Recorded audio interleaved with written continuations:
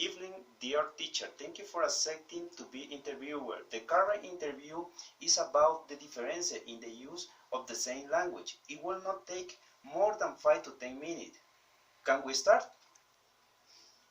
The main difference between concepts of language and dialect is while languages are integrated and differentiated from one another, dialects are not differentiated that impede communication.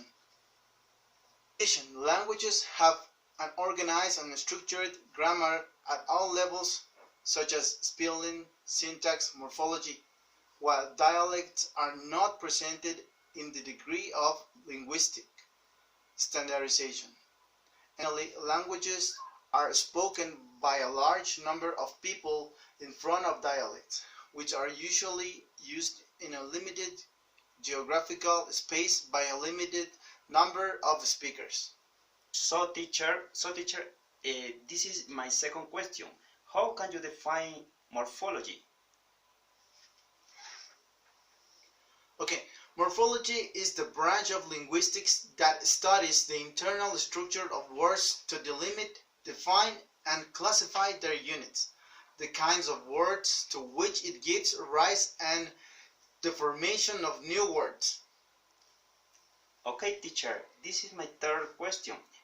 How can you define syntax? Okay, syntax is the part of grammar that studies the way in which words are combined and related from a larger sequence of such as sentences.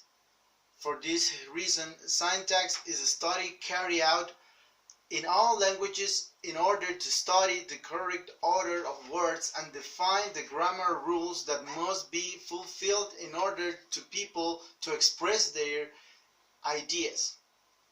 The main words and phrases, sentences, texts, and ideas expressed correctly so that the message that one wishes to transmit can arrive.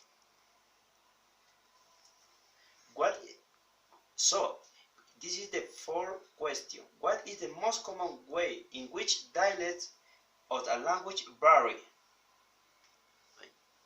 Okay, the most common way in which dialects of language vary is the spelling. Okay, my fifth question is, can you provide an example of dialect variation based on the option you just choose? Okay, we can have some examples to answer that question. For example, in the US, we can say elevator, and in the UK, the United Kingdom, we can say lift, which means the same. Another example, we can say apartment in the US, but in the UK we can say flat.